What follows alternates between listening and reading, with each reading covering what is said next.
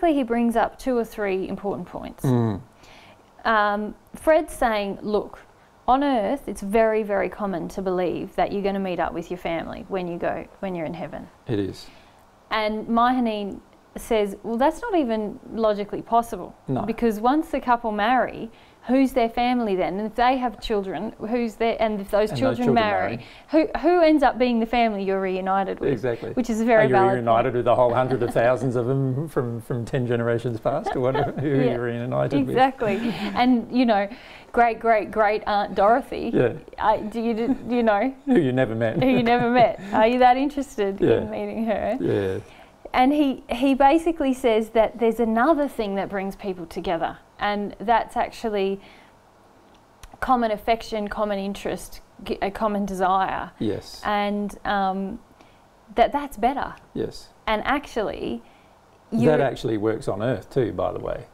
Yeah. It's just often not allowed to work on Earth because of the family in many cases.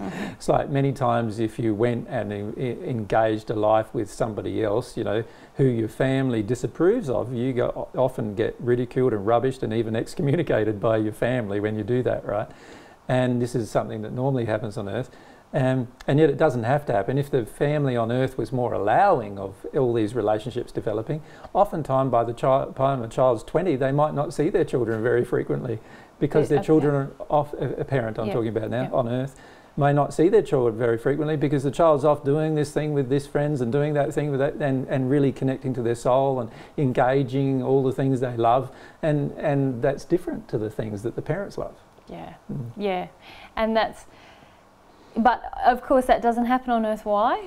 Mostly because of the indoctrination that we receive from our family, isn't it? Yeah, to tell us that we have a duty and we're bound, to these people. Yes. Yeah. And also there's this implication on Earth that if you do not spend much time with your family, then you don't have much love in you.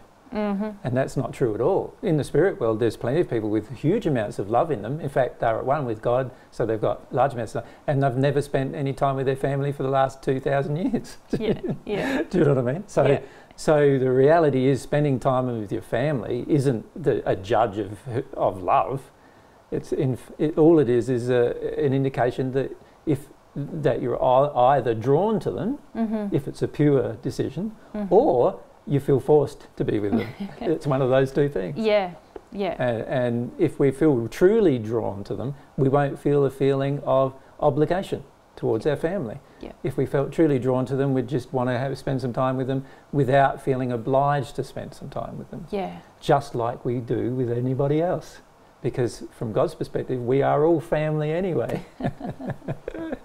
Yeah, and that, like Mahaneen says it very eloquently in very beautiful terms. And he also says that under that system, if you feel happy for other people in your family because you know they're off doing things that make them happy rather than feeling bound. And I feel that's another problem on Earth. Oftentimes the family isn't happy that somebody's from the family has gone off doing the things they like or want, because there's often a feeling in many parents of, I don't want you to go and have to do what you want. Nobody's allowed to on Earth do what they want. I wasn't allowed to do what I want, so I'm not going to let you do what you want either, type of feeling coming, a feeling of rage coming from the parent towards the child.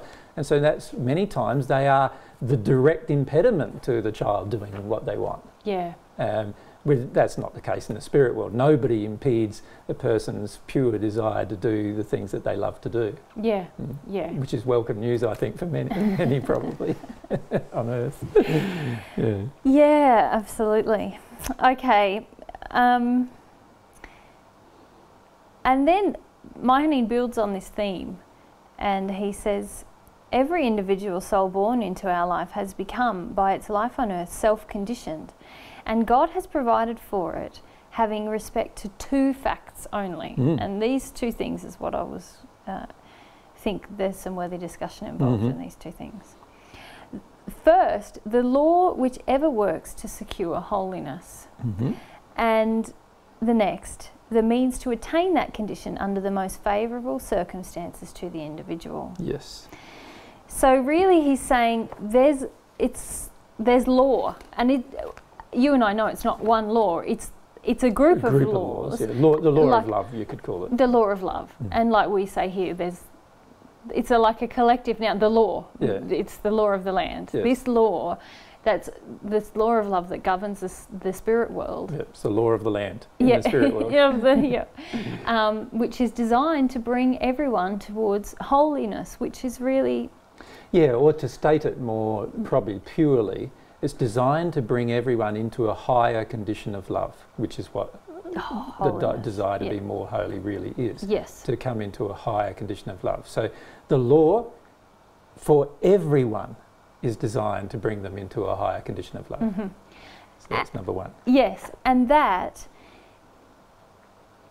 means that you want that to happen under the most favourable circumstances possible. Correct. And so this law governs where you go when you pass, because it's not, oh, I want to go and visit my family. There's a law governing, because that law dictates who I'm with is going to mean that I'm under the most favourable circumstances to grow towards love. Yes. To grow towards becoming more loving. Yes.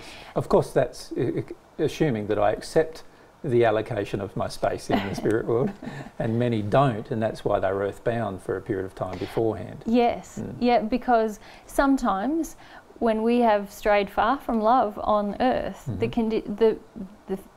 conditions most favourable for our growth in the spirit world are the hells. The hells that reflect to us the consequences and implications of our unloving actions. Correct.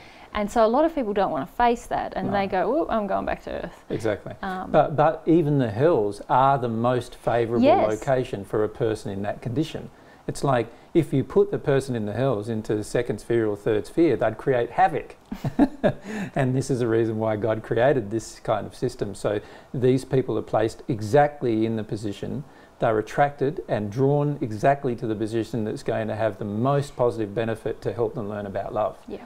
And whether they accept that or not is really up to them, up to their free will. So they can choose to accept that and then work with that, or they can choose to fight against that, rebel against that, and their condition may even worsen them.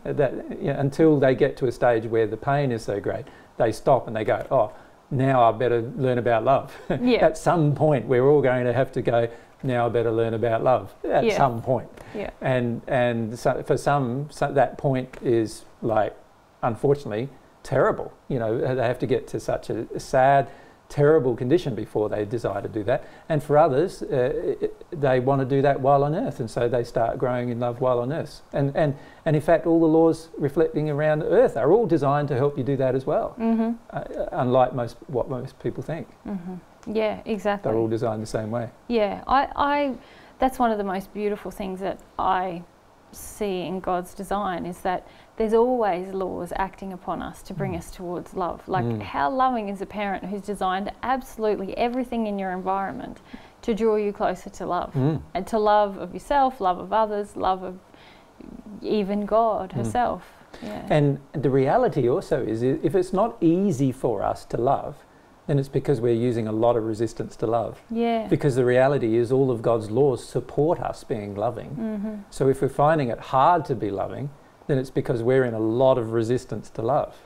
It's not for any other reason. It's not like God made this terrible universe and it's really hard to love in it. It's completely the opposite of that. God made this wonderful universe. It's really quite easy to love in it once you're willing to do so. Yeah. That's the key thing. And so this is like the first part of this sentence that you read. He's really showing that, okay, this is the law that governs the land. And it doesn't just govern the land of the spirit world, it governs the land here too.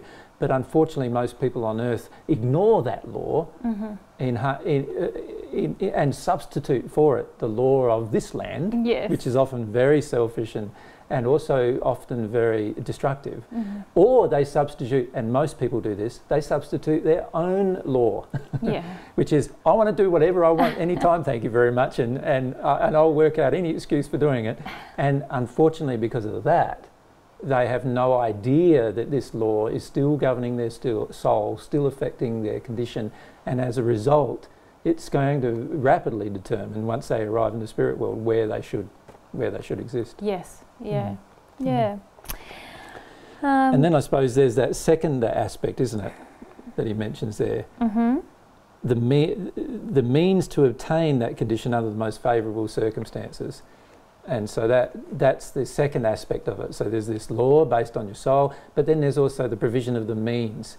And every single person, if every single person on earth knew that no matter what they chose to do on earth, once they pass, even if they pass into the hells, surrounding them will be the means for them to learn how to become more loving. Yeah. And they knew that there will be people available to them if they call on them, if they really want to become more loving. So every time they exercise a pure desire to change, there is all the things given to them that they need to change. All of the things given to them. And if they knew that, then they'd probably be less afraid of dying, they'd be less afraid of the spirit world, and also they'd be more reflective about their life on earth here, I feel. Because they'd want to choose to do things more in harmony with love here, so they prepare themselves for their arrival in the spirit world. Yeah. Yeah. Yeah, absolutely. Yeah. Absolutely. So what he's talking about in this one paragraph has a huge impact upon people if they allowed themselves to contemplate the information. Yes, and the next 2 pages really, I feel, there is so much that if you really consider what is being said and apply it to life right now, it would affect a lot of the way you, the way you live and act, and even the faith that you have in God. Yes. Yeah. And so he's really saying in the next paragraph that I can only see the possibility, well, in the future, I don't know. I know that families don't hang out together, he's saying. Yeah, I know that from his own experience. From my own experience. I know there's this other thing that draws people together. Yeah. And in the future, I don't know, except I can see the possibility of forming groups of twin souls in one great family of heaven until many other stages have been passed. And of course, really, he's talking about soulmates there. Correct. Yeah. He's talking about the soulmate relationship. Yep. And the fact that it exists. Yep. And that eventually it won't be just one half of the soul that meets into a group and is attracted to a certain group while the other half is completely neglected. Yeah. It'll be that the 2 halves are drawn together, and then those 2 collectively will draw other 2 halves together. Yes, in groups. In groups. Yes. Yes. And there are relationships. Their relationships are rightly termed, that's a typo there, I think. No, their, as in the place. Their relationships are rightly termed blood relationships, but flesh and blood cannot enter this life, and therefore kinship has to be lifted into another more spiritual bond of God the Father. We are born into the Spirit, and thus become brethren and sisters of one great family of heaven. So he's saying really the real blood relationships are the soulmate relationships. Correct. And that's makes where perfect you sense. begin with your family. Yes. Yeah. Yeah. Yes. Yeah. And yeah, that's really cool. And we know that to be true. You're a bit blasé about that one. It's one of I feel it's one of the most essential truths as well about the universe. You see, I feel a lot of people on earth, and particularly a lot of people again who come along to our seminars, are ignoring totally this relationship, this soulmate relationship. They're not wishing to resolve the question as to who their soulmate is because they're afraid of resolving such questions. They're not wishing to progress towards meeting their soulmate or being with their soulmate in a soul connection. And the reason why they're not is because they're not engaging their true nature and desire. And if they had of, they would be finding themselves automatically through the law being drawn to the other half of themselves. Yeah. So it's, to me, it almost feels like on the planet, because there's so much injury around the issue of family, there is a lot of us are not living connected to our true nature and desires and personality, because instead we've taken on from our families the type of people we feel that we should be, the type of life we feel that we should live. Which is more probably the type of people they feel we should be. That's what I mean. We've taken that. It's their impressions of who we should be that dictate the most of our life. What we do for a job, how we live, how we spend our money, how we spend our time. Yeah. For most people on and the earth right now. the desires we engage, more importantly. Because it's a lot about the desires, isn't it? Meeting the other half of yourself is about you engaging your pure desires and living in harmony with your pure desires. And you can't meet the other half of yourself if you don't engage that in some way. Yes. I suppose I see all those things as an expression of your desire. Yeah. How you spend your time, your job, all of those things. That's True. all based on what you do, isn't it? Yeah. On what you want to do. And but often at times, unfortunately, like you pointed out, it is what our parents want us to do, not what we want to do. So it's not really what we want; it's what they want for us. And as a result, we finish up being way away from the other half of ourselves.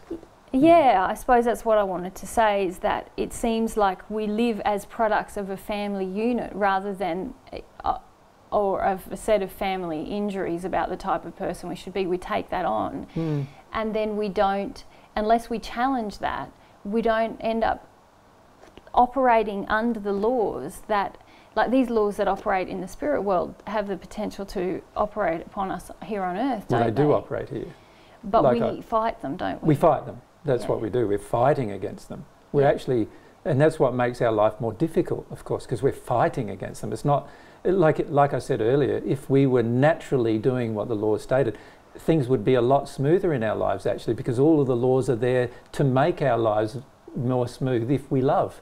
And part of this soulmate relationship is about love. There's a lot you learn in that relationship about love that you cannot learn in any other relationship.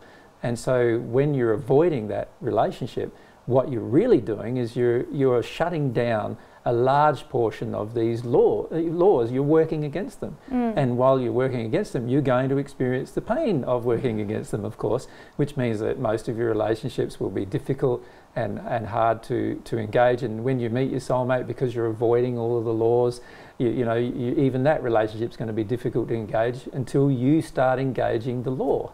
And start seeing that all of God's laws are perfectly in harmony with love, all aimed towards helping you grow in holiness, as the quote is here, or grow further in love. It's just a beautiful system, I feel. And so do I. I feel like we often, like when we speak to people about soulmates, there's some people who you speak to about it who you can feel they have an opening towards the other half of themselves. And so they are attracted to conversation about who is the other half of myself. What are they doing right now? What emotions and desires do I need to connect to in order to meet them? And they're very interested in those conversations. But then there's quite a large majority of people actually who have no desire at all to meet the other half of themselves, and are working actively in the opposite direction to these laws. And then they come up with all sorts of justifications, like, what's going to happen to my current relationship? What if my current relationship isn't a soulmate relationship? And all these questions get asked one after the other, implying that God is somehow unloving in creating this particular aspect of our growth. And yet the reality is, all we're doing is fighting the most loving person in the universe who created this loving law, which will assist us to grow. And it makes no sense to me, but I see a lot of people doing this all the time. This is why there are many single people who come along to our seminars, because they're already fighting that law. They're already fighting this concept as well. And so they come up with excuses for their concept as well. They're earth-based excuses for the concept, such as, what's going to happen to my family? What's going to happen to my children? Well, won't you love them still?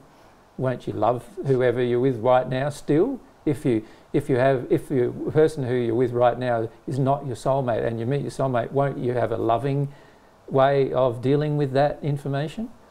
If you really had a desire to love, you would. Right? So there should be no trauma in the sort out of all of that stuff if everyone involved really wanted to love. Yeah, absolutely. Yeah. And this is what I see as the main problem about these questions. Like, I remember when I first met you, the whole soulmate issue was pretty much off the table, wasn't it? And I feel that's the case for many people. Like, they live in this place where they want to have the right to select the other half. And while you're allowed to have the right to select the other half, because that's free will, at the end of the day, if the other half that you've selected is not your real other half, Yeah. It's going to be a bit pointless in the long run. Well, the truth is you can't select your other half. It's already done. Yeah, exactly. It's finished. It's done and By dusted. the time you've got a body, that's it. It's over. Well, even before then, it's over. But I mean, yeah, that's right. That's right. Yeah. It's not anything that's within your control. And you can spit at God and condemn God for creating such a system. But at the end of the day, God is the most loving being in the universe. God would have created this system for loving reasons. And most people who are not honouring that are not trusting God, in fact. Yeah. They don't trust that God will help them to sort out any issue that might arise as a result of that issue. I also think that a lot of us hate ourselves because of our true selves, I mean. True. So the worst thing is to meet the other half. They're just another person that we hate. Yeah, if I can explain that a little bit more for the viewer. Yeah. When we grow up in a family that we have our unique personality that God created within us, but if our family unit doesn't encourage or even like those parts of us, then we can internalise that and start to hate our very true nature. And so then meeting the other half of us isn't attractive because they are just reflecting to us what we don't like about ourselves. What we don't like about ourselves. Or to be, again, more accurate, precise, what our parents don't like about us. Yes, that we've taken on, you know. And unfortunately we meet the other half of ourselves and there's now two people that the parents won't like. Yes. Basically. Yes. And we are often so addicted to getting approval from our family that we will deny the characteristics and traits that we have within ourselves that are also within the other half of ourselves, just for the sake of maintaining this relationship with our parents, which is actually who are not our parents at all, because God is, and who are basically harming us in this projection or in these desires that they have for us to not be who we really are. Yeah. So there's a whole set of problems there as a result. If you look at all of the different emotional injuries that Afra had here, asking these questions, they are all imbibed in the actual relationship between parents and children, which also then means that by the time the second half of the child comes along, the parents are already got their clear ideas of what they like about that other half and what they don't. Yeah. Yep. And if that other half has been developed in the different directions, because they had freedom to develop in different directions than you, then of course you're also going to be quite challenged, because now you've got to go against your parents in order to enter this relationship. Yeah. And for most people that's almost the thing you've got to avoid at all costs. Absolutely. And it's only after they pass in the spirit world that they start entertaining the concept. Yeah. That they're allowed to engage a relationship with the other half of themselves, no matter what their parents think. But even then, it's not a magical thing that happens once a person passes. They still have to deal with those emotional injuries and false beliefs that they took on during their childhood. Yeah. This is why parenting is such an important job, isn't it? Well, I think we shouldn't call it a job myself. I think we should just call it an institution that's been created by people on earth in order to manipulate and control little new souls that God has placed on the earth. And in the end, the true parent is God. So we shouldn't even call it parenting, because God's already doing the parenting. All we need to do is the brother and sistering. In other words, we need to see each other as brothers and sisters. Yes, but but I do feel that God created like this, the process of having a child and being, if it was done in a pure way, you would be more progressed in love. In terms of understanding God as a parent. And understanding yourself. But you wouldn't as a soul. see yourself as a parent at all. No, but you would, if you were a good brother or sister, want to impart the wisdom that you had, wouldn't Correct. you? Which a good brother or sister would want to do. Yes. You'd want to be able to impart the things you have learned about your parent and about the universe that your parent created, and all the things you haven't learned, you'd be honest about. And all the things you disagreed with, you'd be honest about, instead of trying to force them down the throats of the little brother or sister that you've now brought into the world. Yeah. And so this is where I feel, one of the main problems with parenting is that we've got to get away from the idea that we can parent. Yeah. Because we're not parents. Yeah. Literally, we're not parents. No. And even when we give birth to a child, we are not parents. God is the parent. we are the surrogate. We are the surrogate, and we're only a brother or sister to this child. And we don't have the right to do anything with this child that God wouldn't do. Yes. So this is something we also need to consider. Yeah. Yeah. And I feel that, again, that's one of the major injuries on earth. There is this feeling amongst parents that they have the right, that there's ownership, that they have the right to do whatever you like. And quite often you hear, and you've even had it said to yourself, you're my daughter. You've got to do what I say. You've got to listen to me. No, you don't. No, I'm sorry, you don't. You've got to listen to God sooner or later. But even then, God doesn't say you've got to. God says you can listen to me or not. You're going to experience the pain of not listening to me if you don't. So it's a free will choice. God doesn't ever say you've got to. So the fact that a parent is saying they've got to is already out of harmony with love. Yeah. So, I feel this chapter is so good in terms of highlighting many of these errors, the errors with regard to soulmates, the errors with regard to family, the errors with regard to who your friends really are, and all of these errors, they're all just highlighted in one chapter. And I doubt whether many people who have read the chapter have given it that much consideration. No, and I wish I myself was a little bit better prepared for this chapter, because there is so much in it, like I said, and I haven't had much time this week. But if we keep going, Frederick now exposes himself in another way, showing another one of his injuries. Yes, he says, would you tell this to people on earth, what you've just told me? Exactly. What a terrible mess it will create on earth if people know the truth. Yep. And Mahoney says, well, of course I would. Because isn't it the thing that would actually bring people together? Yes. It would, and I agree with him. Yes. Wholeheartedly. Yes. That not only that family is a earth-made construct, yes, and that the real family is we're all brothers and sisters, but also that all of God's laws are acting to bring us towards love, and at all times, and we have the means to do that. Yes. Yeah. And he's really alluding a lot of way through the chapter, of course, to my words in the first century, where I said that my brother or sister or mother or father are those who listen to God and do what God's laws dictate, basically. Yeah. And do the will of God is how it's quoted in the Bible. But the reality is that they do become your true mother, father, brother or sister. It's not your family, but rather the people who become your family through attraction. Yeah. And it's those who are attracted to growing in love, and if you're attracted to growing in love, they'll become your family. But those who are attracted to evil still, and if you're attracted to evil, they'll become your family. Yes. And it doesn't matter what you say, you want to go and see your family. Well, no, they are your family. They are the ones who have the same way of thinking you do, the same way of doing things that you do. They are the ones who have the same unloving condition or loving condition that you have. And so they become your family. Yeah. That's the true family. Yeah. Yeah, absolutely. And he says here in the following paragraph that pure affection, whether between members of the same family or not, is an attribute of the spirit and not of the flesh, and can only be secured or dissolved by spiritual approachment or estrangement. Yes.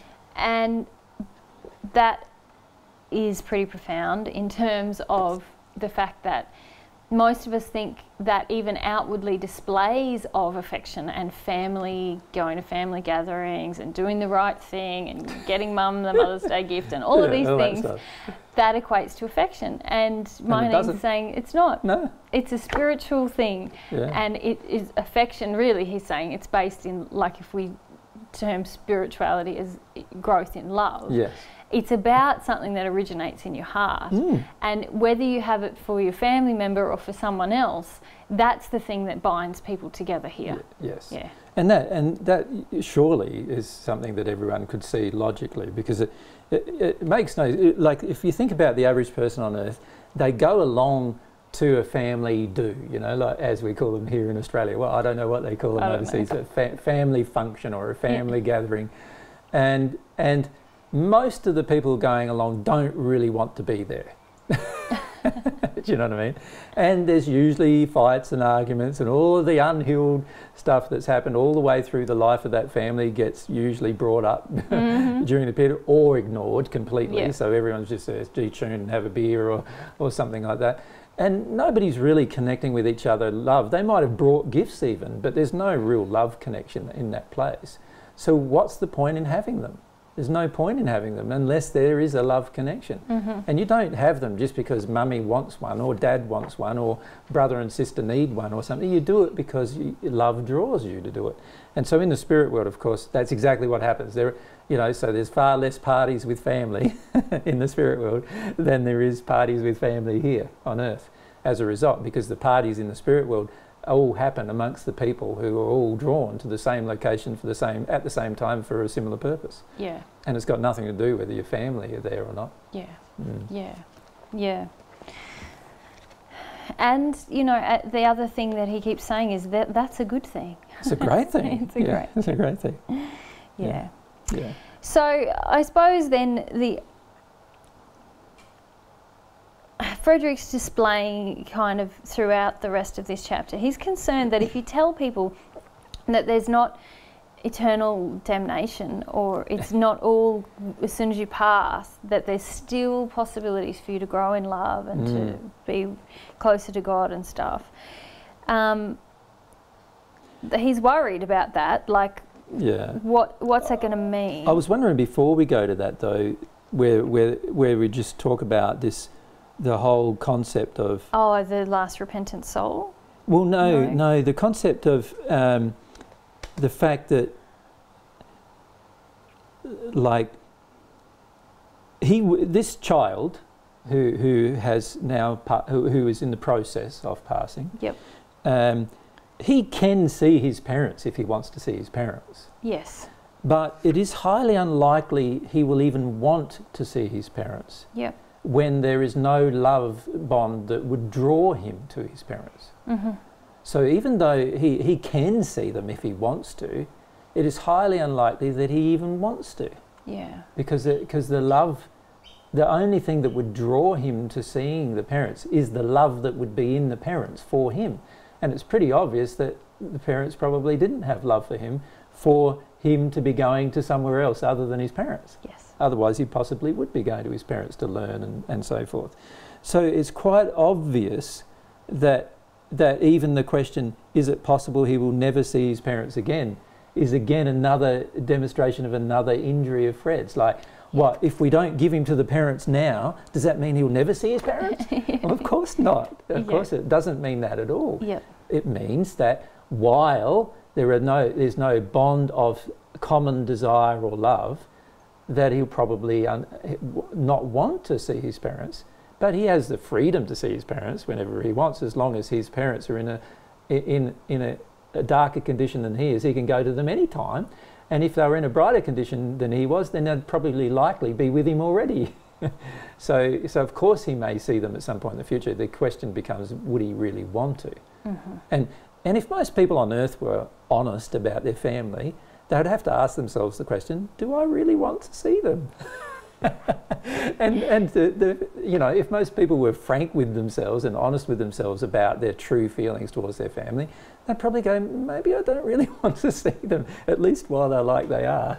Do you know? And this is something that we don't consider on earth. It goes, we feel there's some kind of love-based obligation, but it's not a love-based obligation, it's an addictive-based obligation, it's a codependent obligation that causes us to feel that we need to visit people who obviously don't care about us, or obviously don't have similar desires to us, or even if they do care about it, obviously they don't have similar interest.